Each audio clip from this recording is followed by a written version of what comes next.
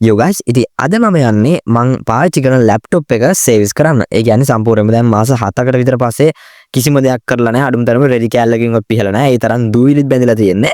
ඉතින් කොහොම හරි අද මම සම්පූර්ණයෙන්ම ලැප්ටොප් එකම ගලවනවා. ගලවලා මදර් බෝඩ් එකේ නම් හැම දෙයක්ම ක්ලීන් කරනවා. ඉතින් කෙලිම ෆුල් සර්විස් එකක් දෙන්න යන ලැප්ටොප් එකට සම්පූර්ණයෙන්ම ඔක්කොම ගලවලා ඔක්කොම දූවිලි අයින් කරලා හැම දෙයක්ම කරන්න යන්න. ඉතින් කොහොම හරි අද වීඩියෝ එක මං හිතුවා ඔයාලට vlog එකක් විතර ගේන්න ඕන කියලා. මොකද වෙනදා වගේ ටෙක් වීඩියෝ එකක් වගේ ගේන්න නැතුව මේ vlog එකක් වගේ ගේනවා නම් හොඳයි කියලා මට හිතුණා. ඉතින් කොහොම හරි අද වීඩියෝ මම ඔයාලට සම්පූර්ණයෙන්ම ඔන්න vlog එකක් විතර ගෙනල්ලා තියෙනවා. ඉතින් ඔයාලට වීඩියෝ සම්පූර්ණයෙන්ම enjoy කරන්න පුළුවන් මුලින් ඉඳන් අග වෙනකම්ම. ඉතින් ලැප්ටොප් එකේ නට් එකේ ඉඳන් හැම දෙයක්ම මේ ඔක්කොම වගේ ෆිල්ම් කරලා තියෙන්නේ. ඉතින් ඒ හින්දා ඔයාලට ඔක්කොම බලා ගන්න පුළුවන්. ඉතින් ඔයා ගාව ලැප්ටොප් එකක් තියෙනවා නම් ඔයාලටත් මේ වගේ ලැප්ටොප් එකක් නම් තියෙනවා. ඔයාලත් ඒ විදිහට මේ වීඩියෝ එක බලලා සර්විස් කරගන්න පුළුවන්. ගලවලා ඉතින් මීට කලින් මම මේ ලැප්ටොප් එක දෙපාරක් ඔය විදිහට සම්පූර්ණයෙන්ම ගලවලා සර්විස් කරලා තියෙනවා. ඉතින් කොහොම හරි හැම වතාවෙම අවසාන බලාපොරොත්තු වෙන්නේ ඔක්කොම ගලවලා සෙට් කරලා ඔන් කරාම ඒක පව ඔන්න එක තමයි අවසාන බලාපොරොත්තු වෙන්නේ. මොකද ඔන් උන් නැත්තම් ඔක්කොම ඉවරයි. ඉතින් හැමදේම තියෙන ලැප්ටොප් එකේ කොහොම හරි හાર્ඩ් ඩිස්ක් එක තිබ්බට වැඩක් නැහැ. ලැප්ටොප් එක ඔන් වෙන්නේ නැතුව. ඉතින් ඒ හින්දා අවසාන බලාපොරොත්තු වෙන්නේ අපේ මේක ලැප්ටොප් එක ඔන් වෙන්නේ නැහැ. ඉතින් අද වීඩියෝ එක බලමු අවසානයේකට මේ ලැප්ටොප් එක ඔන් වෙයිද කියලා. මොකද තාම මම මේ වීඩියෝ එක රෙකෝඩ් කරනකොටත් ලැප්ටොප් එක තාම ගලවලා නැහැ. තාම තියෙන ලැප්ටොප් එක ඔයාලට පෙන්නන්න.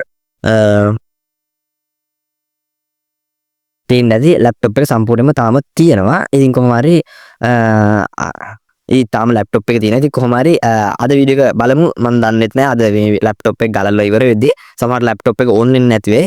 සමහරට ඔන්න ඉතින් වීඩියෝ එක අවසානකම් බලන්න කියලා මතක් කරනවා. එහෙනම් අද vlog එක enjoy කරන්න කියලා මතක් කරනවා. එහෙනම් අපි යමු ලැප්ටොප් එක සර්විස් කරන්න.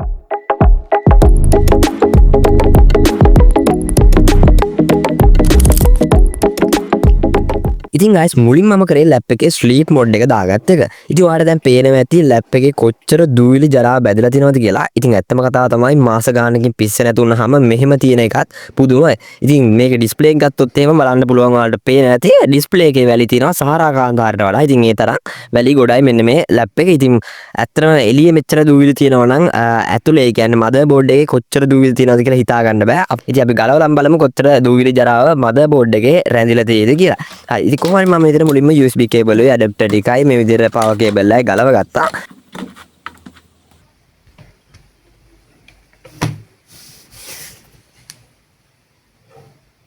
ඉතින් ඊට පස්සේ මම මෙතන ලැප් එක අනිත් පැත්ත හරවලා ලැප් එකේ පිටිපස්සේ තියෙන නට් ටික ගලවන්න පටන් ගත්තා. ඉතින් මේකේ නට් ගත්තොත් එහෙම නට් දැනටත් 3-4ක් අඩුයි. කියන්නේ කලින් පාරවල වල ගලවලා නට් වැඩි වෙලා සමහරවල් නට් අඩු වෙලා ඔය වගේ සීන් ගොඩක් වෙලා. දැන් මේකේ සම්පූර්ණ නට් ටික නෑ. නට් එකක් දෙකක් අඩු වෙලා තියෙනවා. ඉතින් කොහොම වුණත් දැන් අවුරුදු 2-3 පාවිච්චි කරනවා නට් අඩුවෙන්. ඒ උනාට කිසි ප්‍රශ්නයක් වෙලා නෑ නට් අඩුයි කියලා. හරි ඉතින් කොහොම හරි ওই විදිහට මම නට් ටික ගලව ගත්තා. ඉතින් ඊට පස්සේ ඔයාලට බලා ගන්න පුළුවන්. මේ විදිහට මම CD ප්ලේයර් එක එළියට ගත්තා. ඉතින් ලැප් එකටම ආපු හાર્ඩ් ඩිස්ක් එක මම මේ විදිහට CD ප්ලේයර් එකට ගහුවා. මොකද මම මේකට SSD එකක් ගහපු හින්දා.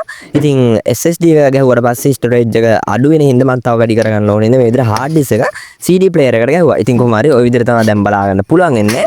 ඉතින් ඊට පස්සේ මම මේ විදිහට RAM එකයි මේකේ SSD එකයි ගලවගත්තා. ඉතින් RAM එකක් නෙමෙයි RAM දෙකක් තියෙනවා. ඉතින් මේකේ මේ උඩින් පියනක් තියෙනවා. මේ පියන ගලවන එක පොඩ්ඩක් මට ෆිල්ම් කරන්න අමතකුණා. ඉතින් කොහොමද එතන විතරයි අමතකුනේ. ඉතින් ඔක්කොම ෆිල්ම් කරලා තියෙන්නේ. ඉතින් කොහොම හරි ওই විදිහට මම RAM එකයි මේ විදිහට SSD එකයි එමෙහිට ගලවගත්තා.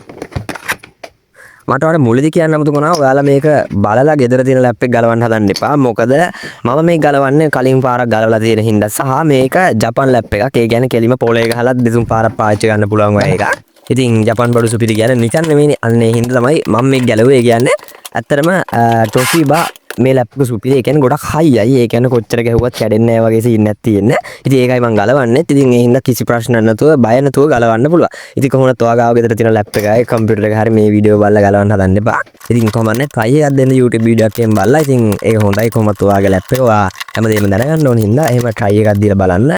හරි කොහොම හරි මේ විදිහට දැන් මම මේ නට්ටි ඔක්කොම ගලවලා මේ ටිකත් කරගත්තා. ඉතින් දැන් තියෙන්නේ අමාරු වැඩේ. ඒ තමයි මේ ලැප් එකේ බෑක් එක ගලවන එක.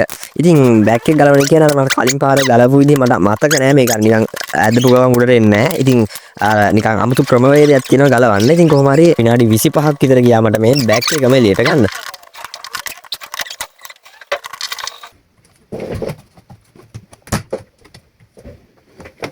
දැන් ඔයාලට පේන ඇති මදර් බෝඩ් එක තියෙනවා. ඉතින් මදර් බෝඩ් එක දැන් මකුළු බෝඩ් එකක් වෙලා තියෙන්නේ. හැම තැනම මකුළු දාලා. ඒ මදර මකුළු ඇවිල්ලා ජනාවාසත් වෙලා මදර් බෝඩ් එකේ. ඉතින් එතනින් නැවතිලත් නෑ මු අන්තර්ජාලයෙන් සරුදෙන්න තියෙන බී කරලා හැමතැනම හිච් ස්පයිඩර්මෑන්ලා. ඉතින් මට මේ මකුළු දැලක් ඇල්ලුවත් හච්චි යනවා. ඉතින් කොහොම හරි එහෙන අමාරුවෙන් මේ ටික මකුළු දැල් ටික දැන් අපි ක්ලීන් කරගන්න ඕනේ කොහොම හරි.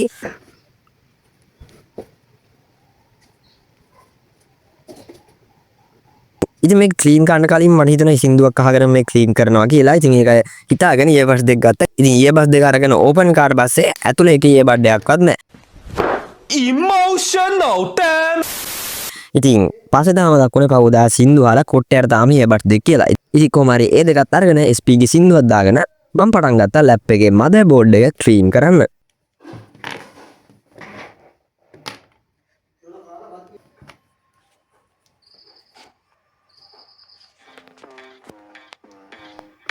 ඉතින් මම මේක ක්ලීන් කරන්න පාවිච්චි කරන්නේ පොඩි බ්‍රෂ් එකක්. ඉතින් මේක මම RAM එක දරස්සෙන් ඕඩර් කරාදී RAM එකත් එක්කම ආපු බ්‍රෂ් එකක්. ඉතින් කොහොමවත් ඔයා මේකට අර පොඩි කම්බි වගේ තියෙන බ්‍රෂ් එකෙන් පාවිච්චි කරන්න එපා. මොකද මදර් බෝඩ් එකේ ගොඩක් සියුම් දේවල් තියෙනවා. ඉතින් ඒවා එකක් මොකක් හරි හීරලා හරි ගැලවිලා හරි ගියොත් මදර් බෝඩ් එක ගන්න දෙයක් නැහැ. ඉතින් ඒ හින්දා අනිවාර්යෙන්ම මොකක් හරි මේ වගේ දෙයක් කරනවා නම් නිකන් soft බ්‍රෂ් එකක් පාවිච්චි කරන්න. ඉතින් දැන් යන්නේ අපි අර මේ ස්පයිඩර්මෑන් අයින් කරන්න. ඉතින් මම ඒකට පින්සලක් ගන්නවා. ඉතින් මේ චිත්‍රාන්දින පින්සලා. ඉතින් චිත්‍රාන්දින පින්සලකින් තමයි අයින් කරන්න හිතුවේ. ඉතින් කොහොම හරි මේ දරුවා අයින් කරාට පස්සේ තමයි දැනගත්තේ ඌ මැරිච් එක කියලා. ඉතින් එතකොට ඔයාලට හිතා ගන්න පුළුවන් මූ මේකට ඇවිල්ලා එතකොට තව ස්පයිඩර්මෑන් පැටවුත් ඉන්නවා. ඒ ඔක්කොම ඉඳලා මැරිලාත් ගිහිල්ලා එතකොට කොච්චර කාලයක් මූ මේක ඉන්නද කියලා ඔයාලට හිතා ගන්න පුළුවන් වෙයි. ඉතින් කොහොම හරි දුක්බර කතාවක් කරන්න දෙයක් නැහැ. ඌ මැරිලා කොහොම හරි මම දැන් ආයෙත් ක්ලීන් කරන්න පටන් ගත්තා.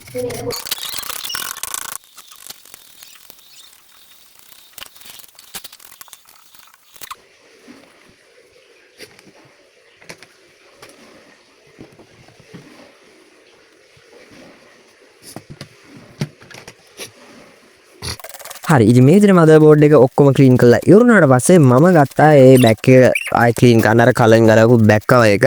ඉතින් ඒකත් මම ඊට බ්‍රෂ් වලින් ක්ලීන් කරා. ඉතින් ඔයාලට මේ පේන්නේ පොඩි කේබල් එකක් වගේ එකක් අර අපි අර කලින් ගලපු ස්පීකර් වල කේබල් එක. ඉතින් මේ බෑක් එකේම තමයි ස්පීකර්ස් දෙක ඇවිල්ලා තියෙන්නේ. ඉතින් ඒ හින්දා ඒක වතුරෙන්වත් හොදන්න බෑ ස්පීකර්ස් දෙක තියෙන හින්දා.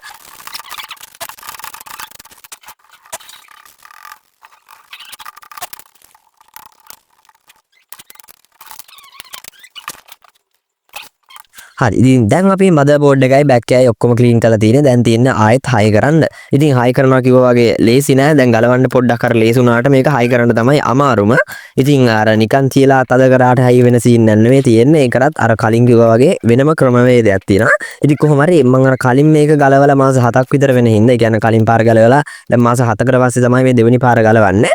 ඉතින් කොහොම වුණත් දැන් එතකොට අමතකයි ගලපු විදිය. ඉතින් කොහොම වුණත් විනාඩි 30ක් විතර ගියා මට මේක සෙට් කරන විදිය හොයාගන්න. ඉතින් කොහොම හරි අවසානට මම කොහොම හරි ගේමක් ගහලා මේක සෙට් කරගත්තා.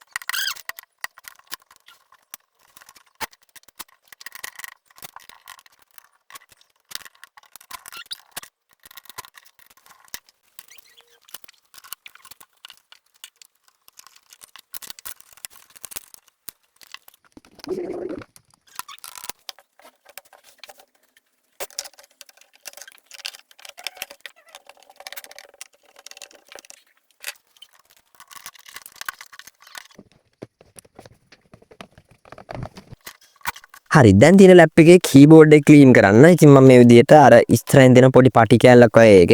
ඉතින් එන්නේ එකත් ගලවලා මේ විදිහට කීබෝඩ් එක එළියට අරගෙන මේ විදිහට ඒකත් ක්ලීන් කරන්න පටන් ගත්තා.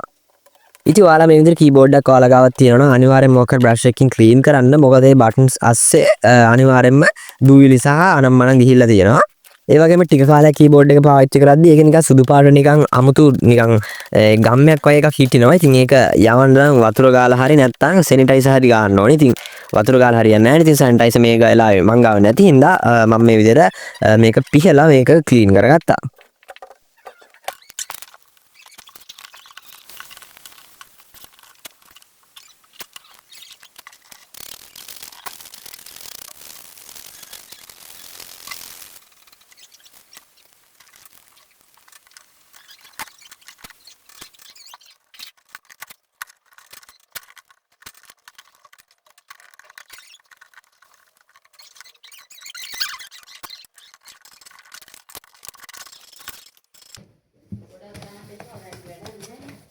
හරි ඉතින් ඔය ඔක්කොම කරගෙන දැන් මම කීබෝඩ් එකත් ආයෙ හයි කරගත්තා.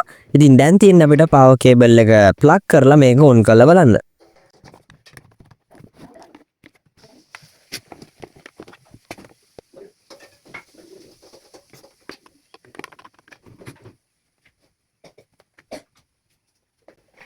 ඉතින් ඔක්කොම කරලා අවසානට මම විතර ලැප් එක ටර්න් ඔන් කරා. ඉතින් ඔන් කරාට පස්සේ මෙන්න මේ වගේ මොකක් හරි එරර් එකක් ආවා.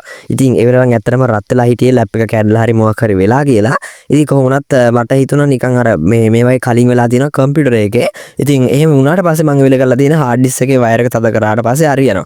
ඉතින් කොහොමද මේ වෙලාව ආයෙ කරේ මම SSD එක ගලවලා ආයෙ තද කරා. ඊට පස්සේ RAM දෙකත් තියෙන තැන මාරු කරා. ඒ කියන්නේ RAM දෙකේ ගහලා තිබ්බ තැන මාරු කරා. ඊට පස්සේ ආයෙ HDD එකත් මම ගලවලා ආයෙ තද කරා.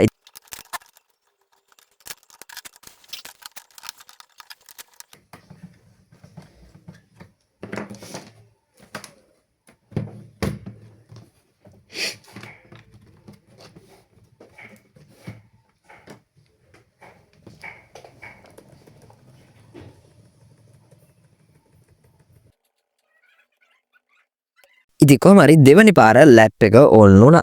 ඉතින් කොහොම හරි මම හිතනවා අද වීඩියෝ ගාලා හොඳට එන්ජොයි කරන්න ඇති කියලා. ඉතින් වීඩියෝ හොඳ නම් අපේ වීඩියෝ ලයික් කරලා දාන්න YouTube channel subscribe කරන්න යාළුවට බලන්න.